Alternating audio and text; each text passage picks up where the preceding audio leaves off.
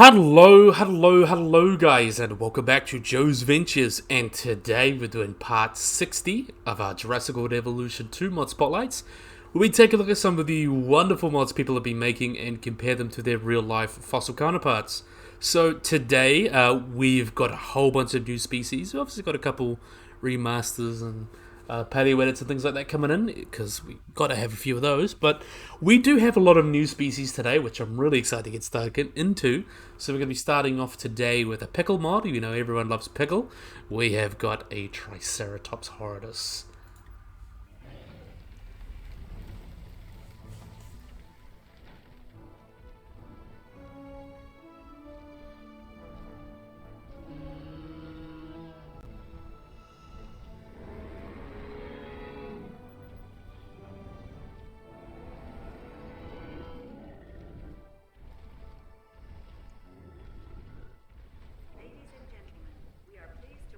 So this one looks like it had some interesting edits. Let's have a look at...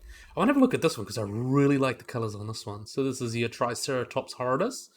So as I've mentioned a couple times before, there's kind of been a lot of species of Triceratops described, but recently it's kind of been put into two, with horus being the older one and Proesus being the younger one. And the main way you can tell them apart, other than their age, because horus is older than Proesus, the easiest way is the head. So these guys have a much bulkier head, much more square and roundish, with a smaller nasal horn, as you can see there. It's a bit more accentuated in this edit. Smaller nasal horn. While Proesus has a much longer snout, much leaner and meaner, and they've got a bigger nasal horn in comparison. A lot of people cite the Proesus curls, but that's kind of just... There's all sorts of different variation within the horns or the brow horns of Triceratops, so that isn't really helpful. That's kind of the main way as a visual glance you can tell them apart. And I think that's kind of been more of the big edits here, as you can see some of those changes. Really awesome. Made the head a bit shorter and a little bit shorter nasal horns. That's been changed. And I really love the changes to the skin as well. I love like this... Oh, sorry, I've had a bit of a cold, but if you've looked at some of the patio art, I remember there's a documentary that Jack Horner did. I know Jack Horner, but it had like this huge big frill all covered like that. And there's other paleo art of things like that where its frill's been covered like that, and that's a new addition in this update. Got a couple new patterns, which I think looks really, really nice. Especially like that cream one, almost looks like it's got like its skull coming out. I think it's a great example of how great it can look. Really, really cool. And you can see all the other changes here, much rounder bodies. I'd say you probably changed the skin, because we know that Triceratops, I don't know if you could assign it to a particular species, but we know that they had these large hexagonal scales, and then they had those nipple scales. If wanted to change the scales, it could probably change it to that. We don't know which species it was, though, I'm pretty sure. So maybe you could have one that's a little bit more smooth and one's a little bit more rough. But yeah, still really interesting animal regardless. You can see some change with the body here. Just better fit anatomy, shorter tail, much rounder body, big head, and you get some changes to the feet there. The three toes, and there's with the nails, and then you have the other two there that shouldn't have nails, and yeah, they don't look like they have nails. And then you have the four on the back there. Very interesting animal. How can you not love Triceratops? Really, really cool. And you can see also these ossicles on the frill there that actually shrink with age. We know that how Triceratops grew. They had these along, and then their horns were kind of like turned like that, and then as it grew, it kind of came out like that. It's really interesting, the growth of Triceratops. A lot of dinosaurs actually changed quite a bit as they grew. A great example being like Triceratops and Tyrannosaurus. If you discount Nanotyrannus, because I know that's a debate, but it's not really that much of a debate. And also Pachycephalosaurus is another great example. So yeah, really, really cool. Definitely love these guys. So yeah, I don't know what you did that for, but yeah, another great pickle mod. So we'll let them run off and do their thing. Get away from bloody hatchery. So next up, we've got a new animal. So we've got Master Dude coming in again. How do you guys not love Master Dude? So we have got another mod from them. Feathered one as well, enough. So we've got Paralaxasaurus.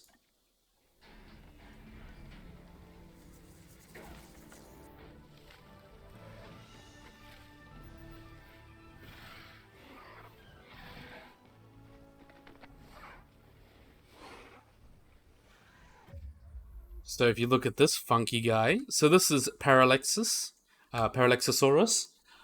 which means strange lizard. So these guys are a genus of Dinochyrid theropods. They're related to Dinochirus. That came from Mexico and lived during the Campanian stage of late Cretaceous from about 73 to about 72 million years ago. So, in that bit of time there. So the story of how it was discovered is that during the 1990s there was Ornithomimosaurs, so like things like obviously Dinochirus, but also Struthiomimus, Ornithomimoth animals like that. Ornithomimosaurs was discovered in all three sites of the Cerro de Pueblo Formation in the Quilagua state in Mexico. And then 2 decades later, that shows how long it can take for some of these fossils to be described. These remains were actually kind of identified as being their own thing, as a distinct North American taxon. And in 2020, they were named by Mexican paleontologists Calda Inés Serra Barras, Belindo Espo Chavez, Sarah Augusta McCracken, Gerardo Guerrero Blado. I apologize for butchering these pronunciations completely.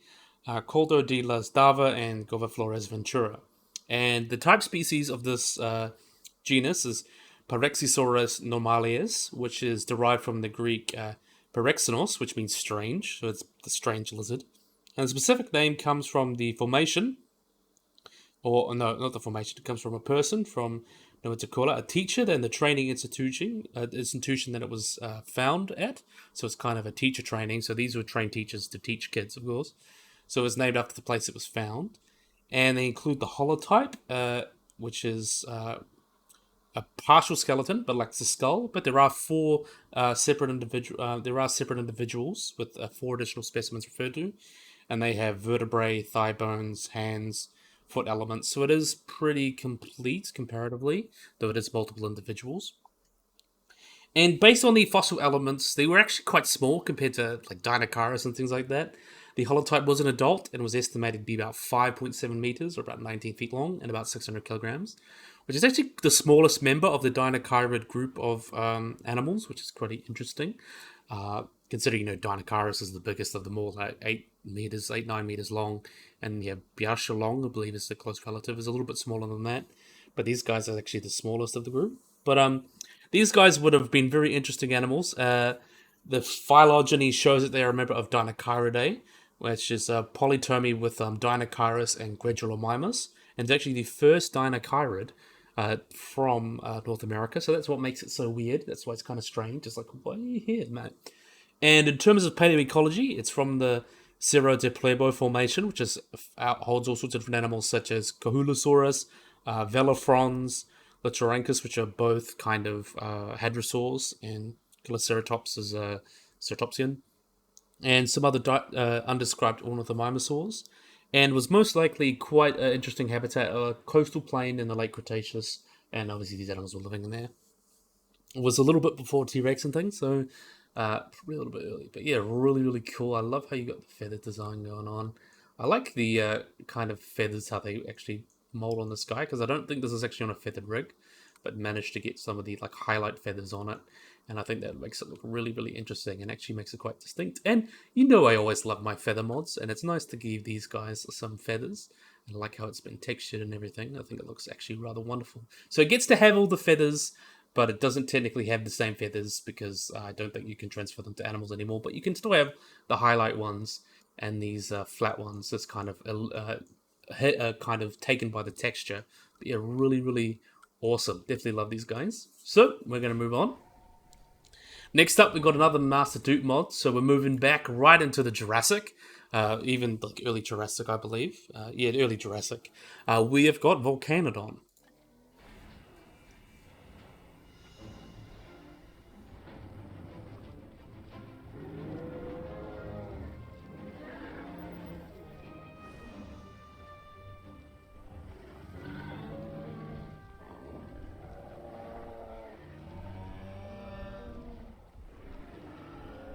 And of course you have to be there. We'll get a look at you since you're... Oh, why are you doing that? Okay, we'll have a look at you, my friend. We'll have a look at this one. Yeah, we'll look at this one. So this is Volcanodon. So Volcanodon, which means volcano tooth. These guys are an extinct genus of sauropodomorph from the early Jurassic, so right at the beginning of the evolution of these big animals. And it's from southern Africa, and it's specifically found in Zimbabwe, and was discovered in 1969, and was regarded as one of the earliest known sauropods for decades, and actually is still considered one of the most primitive sauropods known, or one of the most basic sauropods, it's kind of fair to say now. So Volcanodon was initially thought to be quite small, and some estimates have put up to like 11 meters and about 3.5 tons, but some lower estimates have put it to about 6.5 meters. But the most recent estimates, but from 2018, considered these guys were about 10 ton, a mass greater than 10 tons. And then the thigh bone was 110 centimeters, so about 6 or 7 meters or so, I think there's probably say 6 or 7 meters or 20 feet long, and estimated body mass about 10 tons. So it's still quite a big animal, but not as big obviously as sauropods would get. They would get many multitudes larger than this. You know, have your Dinosaurs that gets like 70, 80 tons, and maybe even some dinosaurs that got to 100 tons, depending on whose estimates you ask. But yeah, really, really cool animal. And what really sets this guy apart is that this is one of the earliest and most basic most sauropods. So this was kind of Volcanodon being one of the first big sauropods that got quadrupedal. And you have, because you have your prosauropods, the term, but you things like Plateosaurus and those kind of early sauropodomorphs that were walking around on 2 legs. This was one of the first ones kind of starting to walk around on 4 legs and becoming fully quadrupedal. And their forelimbs are actually much more similar to later sauropods and sauropodomorphs, but they have all sorts of different features that are actually like a mosaic of later sauropod features and earlier sauropodomorph features, or prosauropods will put them. And it's kind of considered like an intermediate or a transitional fossil. I know your creationists won't like that, but it's considered almost a transitional fossil between those earlier animals, those earlier prosauropods, and the later sauropods. So the big ones like Brachiosaurus, Diplodocus, Dinosaurus, animals like that. Yeah, they've got very long columnar legs, so very straight, but not quite as straight as your later sauropods. And they had shorter toes compared to their bipedal ancestors, but still not as short as the later sauropods. And they had a lot of those adaptations kind of in the middle. And they actually have a large claw that was flattened laterally in prosauropods, but actually the claws in the second and third toe were unusual because they were nail-like and broader and deeper. So that really makes them a little bit weird compared to them, because a lot of the sauropods kind of lost those claws, and especially like later sauropods, they lost the metatarsals, so they're pretty much just walking around on their knuckles all the time. But these guys still had interesting things, and they were still semi-plantigrade, so they walked around on their kind of digits. They were walking around like semi-plantigrade is something like humans are plantigrade because we walk on our heels. Digigrade is walking on our digits, so they did a little bit of that, so they would have it raised a bit and kind of walk around like that. As in later sauropods, so that's what later sauropods were like. And it was not found in more basal sauropods, and actually the fact the phalanges were not reduced. So they have a lot of really interesting features, even their pelvis and things like that, that suggests they were kind of on their way to becoming bigger and walking around on 4 legs, so they have a lot of interesting adaptations. So we can see through Volcanodon how sauropods move from that bipedal walking around to quadrupedal to walking around on all 4s. So 2 to 4, so you can literally, and there's other prosauropods that show this, or other sauropodomorphs, very early ones, that kind of show that transition. So we have a pretty good understanding of how sauropods kind of move from 2 legs to 4 legs, which is really, really interesting. So Volcanodon itself is actually only known from one single locality, which is Lake Kariba, which is the largest artificial lake in the world, and is found in northern Zimbabwe, which was formerly Rhodesia. And it was discovered, as I mentioned, October 1969, and was excavated through 1970, and then was presented in Cape Town. And it was formally described in 1972 as Volcanodon, which is obviously Vulcanus, which is the Roman god of fire, and tooth, so it's volcano tooth. And that is because it was found in sandstone, which was misinterpreted as actually kind of lava flows. And then the specific name, Caribenensis, referred to the discovery of the small island in the Lake of Kariba, and it was actually one of the first dinosaurs known from Zimbabwe. So really, really cool. So in terms of classification, it is not actually a sauropod. Originally it was described. It wasn't a sauropod, but a very advanced prosauropod. But now we don't really use the term prosauropod anymore. And it's sort of actually kind of evolved independently to be quadrupedal, as in convergent evolution, as there still had some primitive features, things like that.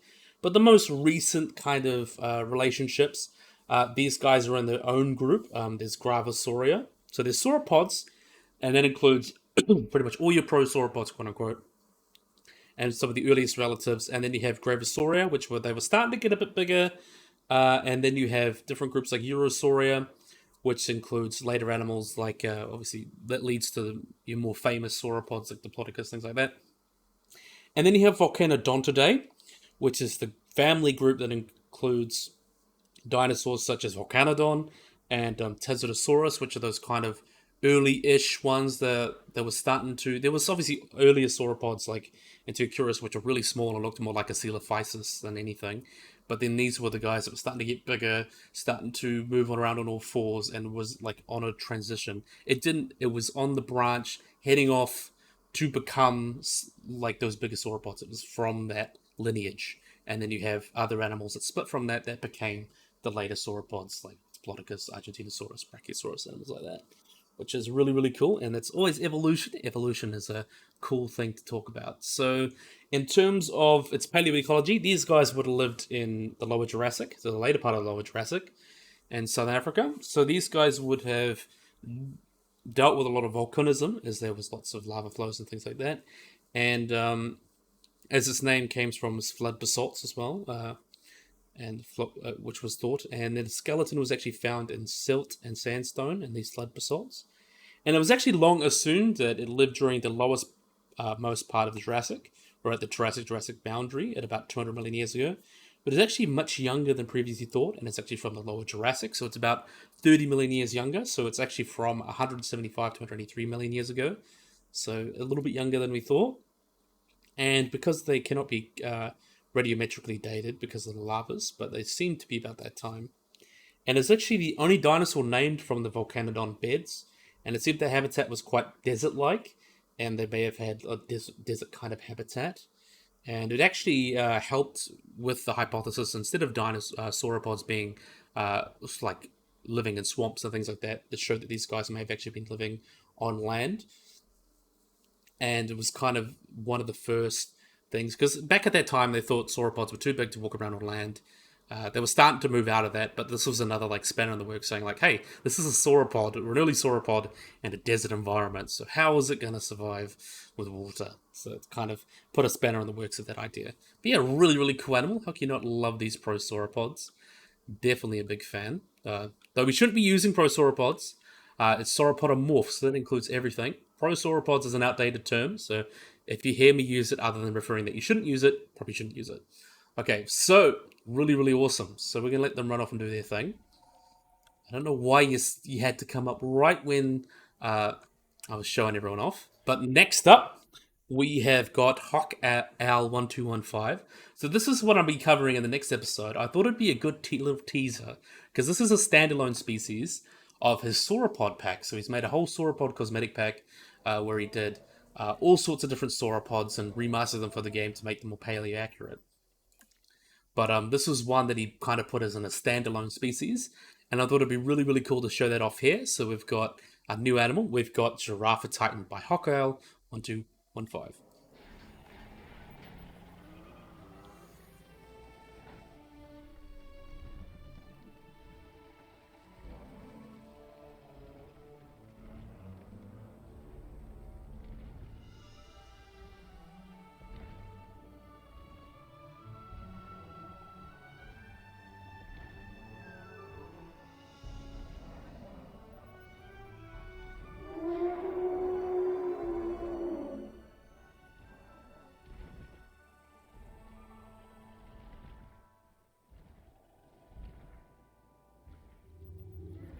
There we are. This is Giraffatitan, everyone's favorite. Look at these beautiful guys. So this is Giraffatitan, which means Titanic giraffe. It's kind of, or its name's Giraffatitan brachii, or brachii, or brachii, I believe say that, is a genus of sauropod dinosaur that lived during the late Jurassic, and it's from Africa. So it lived in what was now the Lindi region in Tanzania. So it was first described and found in 1906, where there was a big expedition going in the Tendaguru beds in German East Africa, which was what would become Tanzania. So it was first described at that time. There actually hasn't been any like exploration since the 1930s. So it's been almost 100 years since anyone's kind of found many fossils from that area, from that formation. So pretty much all the fossils we have is from those kind of older expeditions. So there was a lot of these older expeditions, and they found all sorts of animals. They found like Qianzhousaurus, Ternuria, and Jacinia, which are the sauropods. Dicraeosaurus as well is from this area. And then was obviously brought back to Germany, and people studying them. And then was first named by Werner Janesch in 1914. So actually, it's a bit older than like over 100 years, like nearly 130 years has been that he was back there. So it's described as Brachiosaurus branchi. So it was originally described as a species of Brachiosaurus, similar to the North American one, and was based on several specimens that would have been collected from 1909 to 1912 in the Tenaguru Formation, and is known from 5 partial specimens that include skulls and numerous other fragments. So that's where you get that characteristic Brachiosaurus look from it. You know, pretty much all Brachiosaurus in media is based off Giraffatitan, as we'll get into. And these guys lived in the late Jurassic from about 145 to 150 million years ago, during the Cambrian and Tithonian of the late Jurassic. So there has been, of course, back and forth. It was originally described as Brachiosaurus branchi, and I believe more recently it's been described as Giraffatitan.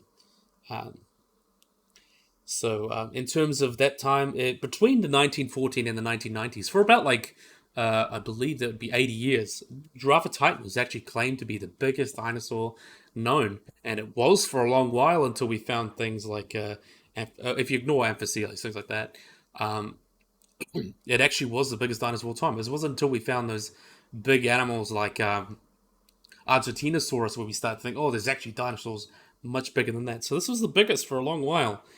And, sorry, I'm recovering from a cold. Actually shows that they were not the biggest. There were later titanosaurs that came in the 90s, like Qianzhousaurus. So they're actually way bigger. But all size estimates are based off a subadult specimen. It got about 21 to 22 meters. And there have been other measurements for other individuals estimated, because there's some individuals bigger than that, but they're more fragmentary. So there has been some evidence of them probably getting to about 22 meters or 26 meters, I think even. Let me just check. Yeah, 23 meters and about 40 tons is kind of considered the most normal estimate. But there have been lots of estimates in their weight. Some have ranged for as heavy as 70, 80 tons to about little as 15 tons. But most recent estimates put them at about kind of 32 to 25 tons. But most recent puts about 40 tons. So the latest puts this largest specimen of Giraffatitan at 25 meters, 82 feet long, and about 48 tons. So it's still a very big animal, but not quite as big as some of those later titanosaurs and some other dinosaurs. Like, as I mentioned, since the last 30 years, if you asked back in 1980 what was the biggest dinosaur, you say Giraffatitan. But now it's a lot more complicated of an answer, because you have to talk about Dinosaurus, Paralaxasaurus, Dreadnoughtus, and things like that, and we really kind of don't know. And then you factor things like Amphicoelus and things like that, which is now Marapasaurus. So it's a much more complicated question now than it was 30 years ago. But yeah, so that's the next one. General build, it's very similar built to Brachiosaurus and other brachiosaurids. It's one of those big four-lived plant-eating sauropods with long necks, and it gets its name Giraffatitan because it has a very long neck and stands tall, very similar to a giraffe. It's very interesting. And another really cool feature of this guy is its head. It's got that really cool, big round head there with the nostrils at the front there. Though sometimes they used to be originally reconstructed back here or up here. But these days, it's now considered that they would have had it around the front of the nostrils, very similar to varanids.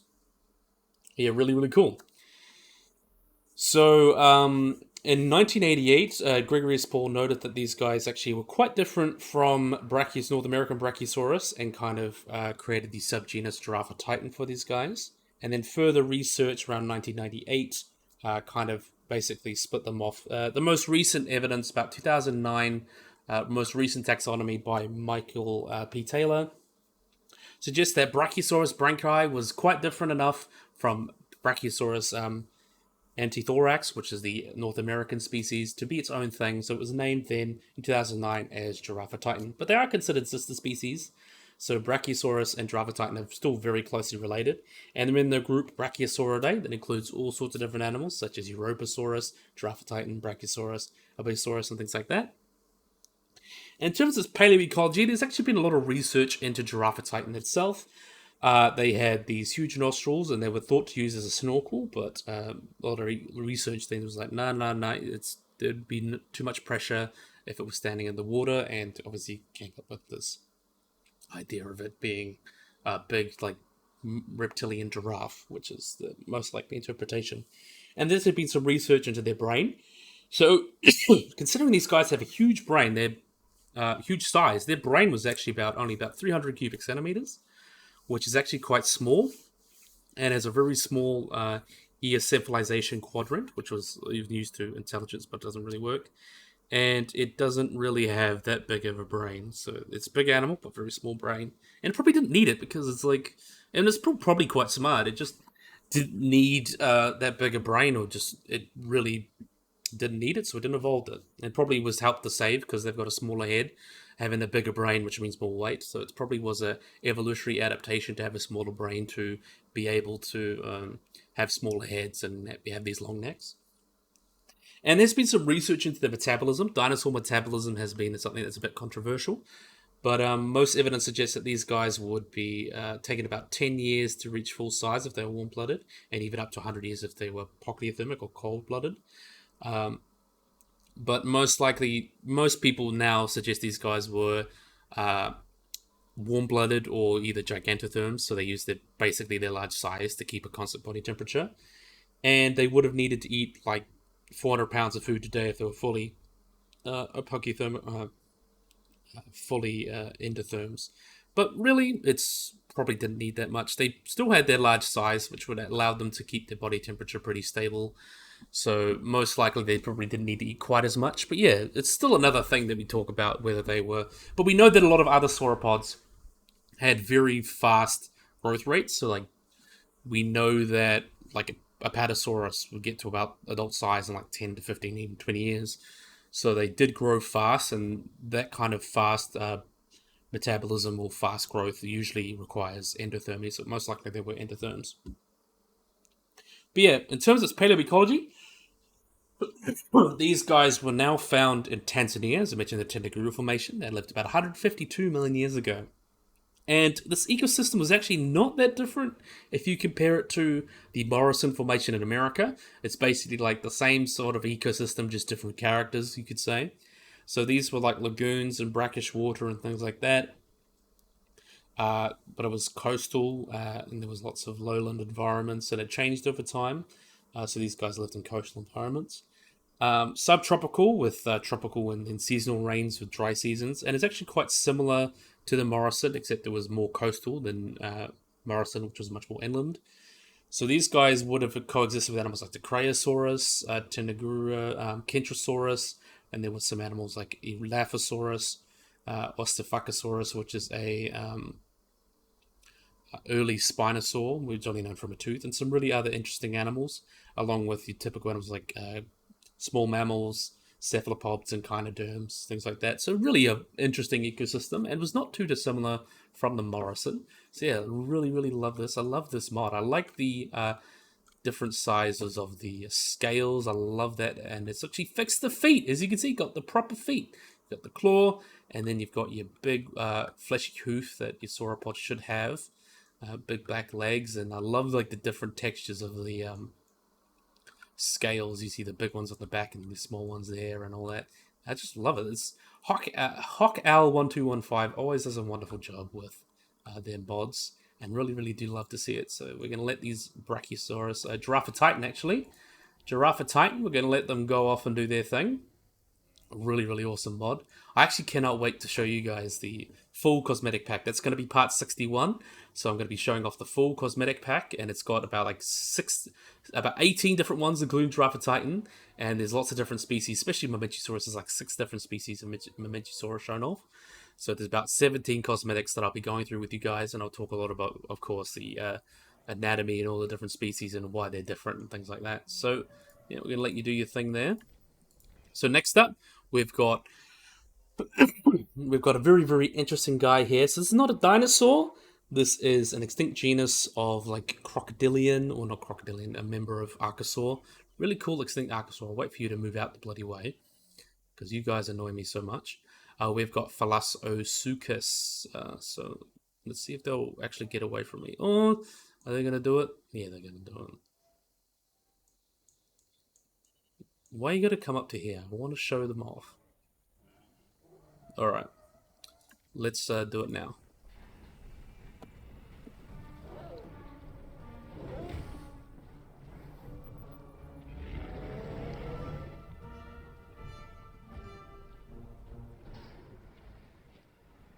So this is Fasolasuchus, a very, very interesting animal. So these guys are an extinct genus of Alacarans. So these were Pseudasuchian. They are a close relative of the Rarasuchians, which includes things like obviously Postasuchus and animals like that. And really, really cool.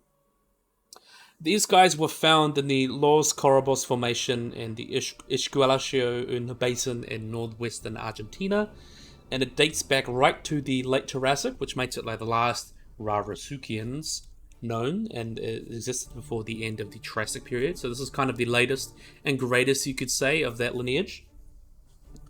So this is believed to be one of the largest, if not the largest, Rarasuchians, quote unquote, and was the largest one known.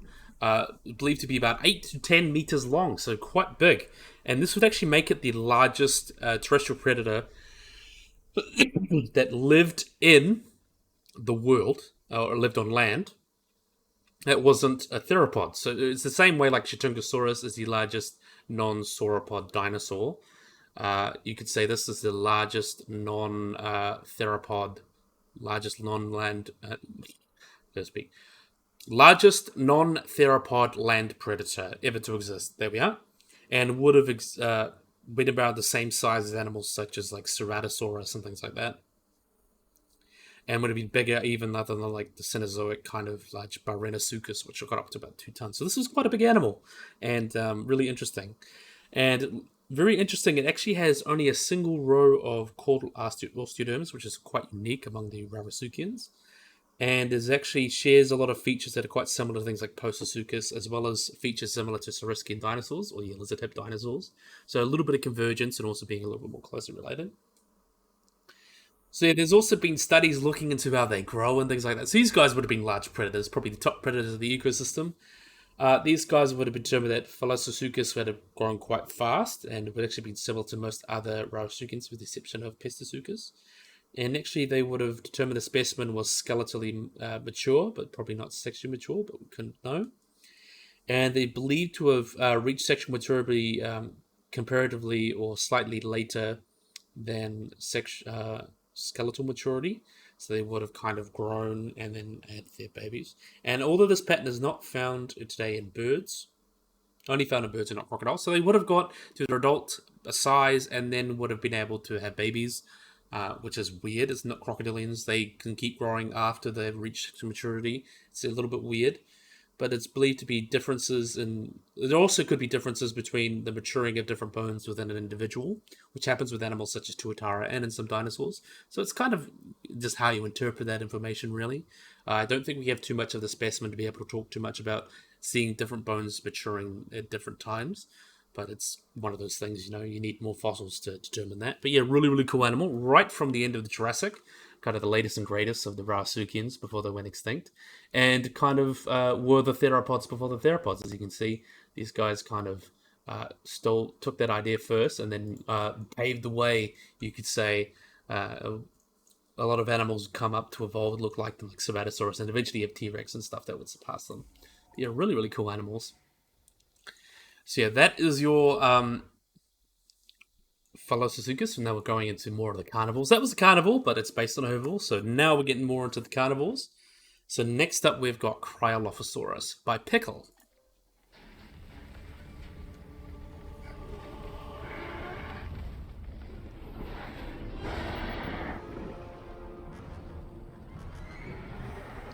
I do have to say though, Fasolasuchus was done by Master Dude, just to make sure that you know that. You can probably tell by his style. But we've got here really, really cool Cryolophosaurus. So let's get a look at you. So look, I'm trying to find one that's kind of look. Yeah, we'll look at you. You look nice. So this is Cryolophosaurus. So Cryolophosaurus is always kind of one that's really famous. You know, the Elvis dinosaur looks kind of like Elvis, and is a Tetraneuron. So it is believed to be quite closely related to Dilophosaurus. But what happens is that during 2020, we know they had that big redescription of, I think it was 2020 or sometime close there, that big redescription of Dilophosaurus that made it much bigger and bulkier. And the original one from the Jurassic World Evolution 2 game is much more based on that 90s interpretation, a much more bulkier, almost very like Allosaurid kind of Cryolophosaurus. But this is based much more something like the more recent Dilophosaurus, which is a lot more bigger and leaner and meaner. A lot bulkier than the original, very skinny kind of interpretation of Dilophosaurus. You can see here some of the changes. You can see it's much more longer skull, a little bit of a hook on there as well. So got that really interesting crest. You can see that on here. Some skins are not quite so bright, but you can see how cool it looks on this guy. Really, really cool how it's actually come out and how the colors have changed. Pickle did a really good job with that. And you can see that kind of long neck. Dilophosaurus had quite a long neck, and so probably the Cryolophosaurus. Bigger arms with those 3 fingers there, but they had a 4th one that was losing it. And then the big round bodies, very big oval bodies, and that long, long tail. So yeah, really, really awesome edit. So not a huge one, but just fits it more in correct anatomy with what we know of Dilophosaurus and Cryolophosaurus and what it most likely would have looked like today, using obviously modern analogs and things like that compared to the ones from the 90s. But yeah, really, really awesome. So I'm going to let you run off and do your thing. Next up, we have got Qianzhousaurus. So this is done by Mr. Trudon, who's made a wonderful return. We have got the Qianzhousaurus from Prehistoric Planet.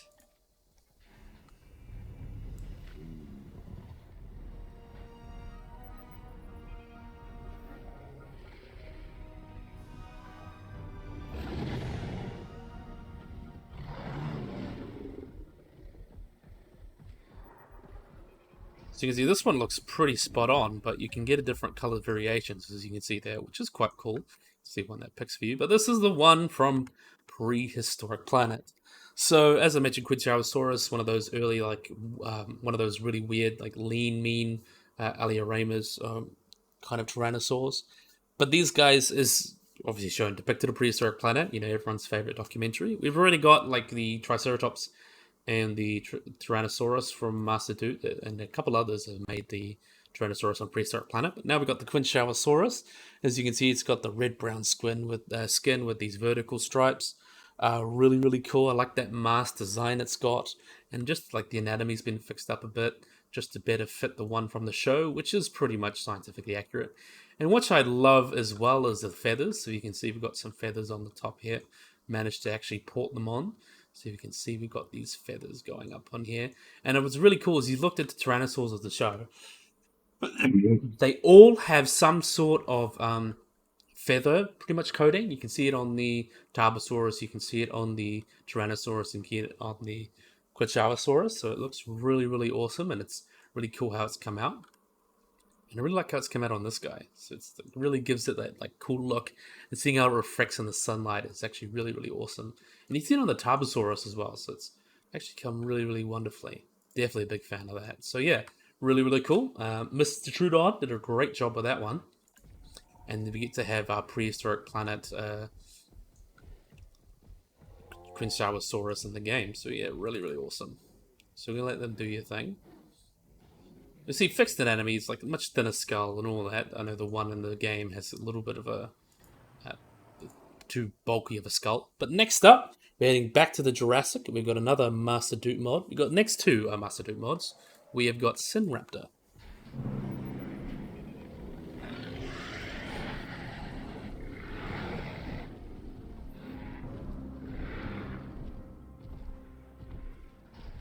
There's a cool guy. Love the colors on this one. why you gotta do that to me? Another bug. That's happened twice now. I think it's something that needs to be fixed. Here we are. This is Sinraptor. So Sinraptor is a genus of Metriacanthosaurid, so it is related to Metriacanthosaurus, also Qianzhousaurus, another really cool dinosaur I've covered a couple times. So the name Sinraptor comes from the Latin sino, which means Chinese raptor, and comes from robber, so it's the Chinese robber. And though it's called Sinraptor, it's not related to your dromaeosaurs.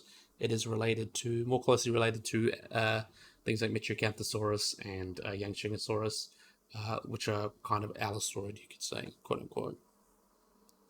And these are close relatives as the Metriacanthosaurids. So these guys are kind of this really early radiation of those large theropods, which are really cool.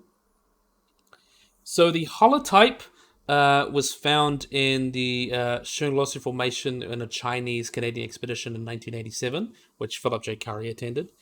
And it was about 1993 when it's described.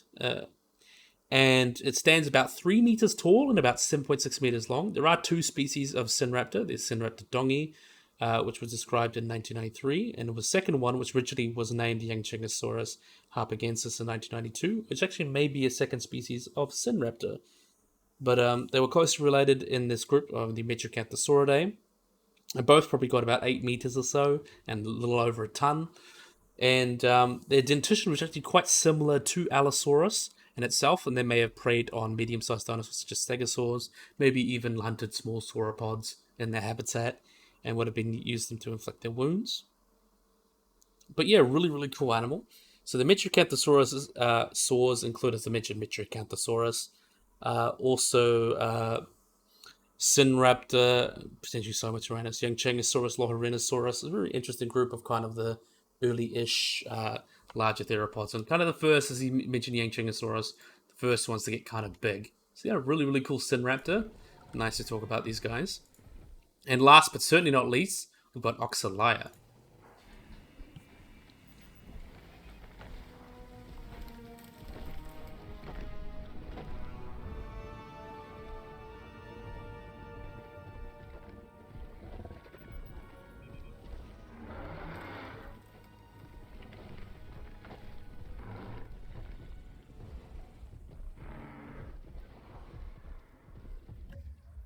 See if we can get it. There we are. Okay. I'll have a good you, since you were the nicest one in the line, I guess. So this is Oxalaia. Very, very... Now we'll have a look at you. Oxalaia. Oh, this one's perfect. These guys are refers to the African deity Oxala. These guys are a spinosaur that is found in the northeastern region of Brazil and comes from the Cenomanian stage of the late Cretaceous. So from about 100 million years ago to about 93 million years ago. And was founded in 1999 at Qianzhou Island, and is from the rocks of the Algedo Formation, and is quite fragmentary. They were described, though, in 2011 by Alexandre Kalnar, which is a Brazilian paleontologist, and describes as a new genus as one species, Oxalaia quilbanensis. And its specific name refers to the Brazilian Quilombo settlements. And is actually the 8th official named theropod from Brazil, and actually the largest carnivorous dinosaur from Brazil, and is closely related to the genus Spinosaurus from Africa, but may actually be a junior synonym, so some people actually consider them the same thing. So some people consider Oxalaia just to be Spinosaurus, either different species or literally the same thing as Spinosaurus, considering their habits. So as I mentioned, found from the Algedo Formation in Brazil, probably about 100 to about 93 million years ago. And the holotype premaxilla, it's not known for much, but the holotype premaxilla is about 201 millimeters, or about 7.9 inches in length. And based on this, the skull has been estimated to be about 1.3 meters, which is smaller than Spinosaurus's, which is about 1.75. But there are a lot of estimates that put it actually quite big. They put it at about 12 to 14 meters in length, at about 5 to 7 tons, which makes it the largest theropod known from Brazil. And second only in terms of Spinosaurids in size to Spinosaurus itself, which is quite interesting. And we really don't know much. It's really only known from, as I mentioned, the maxilla. but it is believed because of that we know that it probably looked a lot like or quite similar to Spinosaurus. So it very likely had that, as you can see in this interpretation here, it almost very much looks like a Suchomimus, but with a lot of Spinosaurus features. You can see it's got a little bit of a smaller sail, and it's got the long tail with that kind of there. Very similar to Spinosaurus. So this is obviously, because it's only known from maxilla, very speculative, but you can see it's very Spinosaurid. It's kind of like a little bit of a more land-adapted Spinosaurus, but with like a smaller sail and a different tail fluke. You could say it almost looks like a fluke, and a little bit longer legs, so it's very much its own interpretation.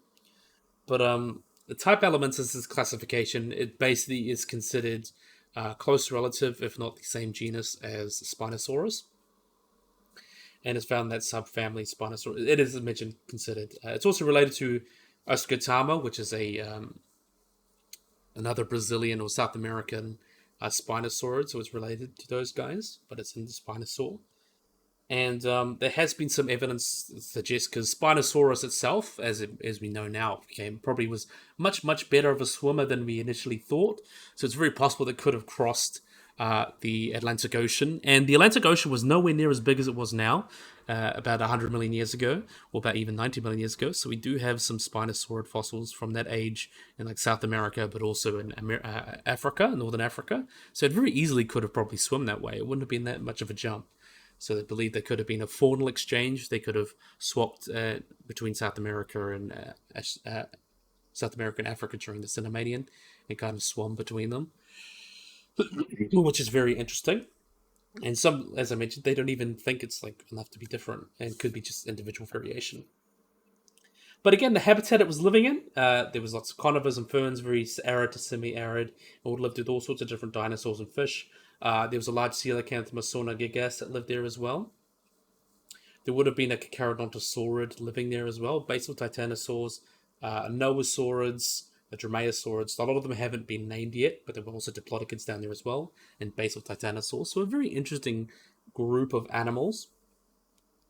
And a lot of the fauna is quite similar to animals that have been found in Northern Africa. So it shows there's a lot probably of interchange, potentially because they split so recently.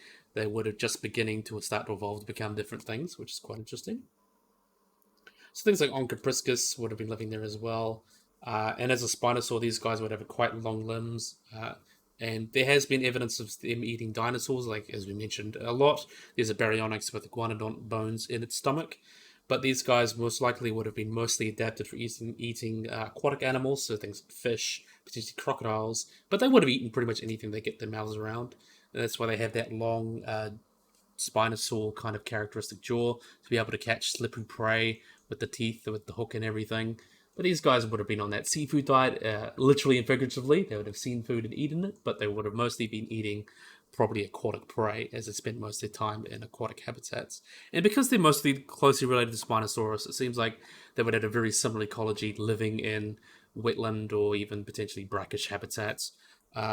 And maybe even potentially swimming across just splitting off Atlantic Ocean and kind of swimming between those habitats, and maybe a little bit marine. So it's been quite interesting, and would have been just eating whatever they can. So yeah, really awesome animal. I love this Oxalaia. Master Dude's really been pumping out mods.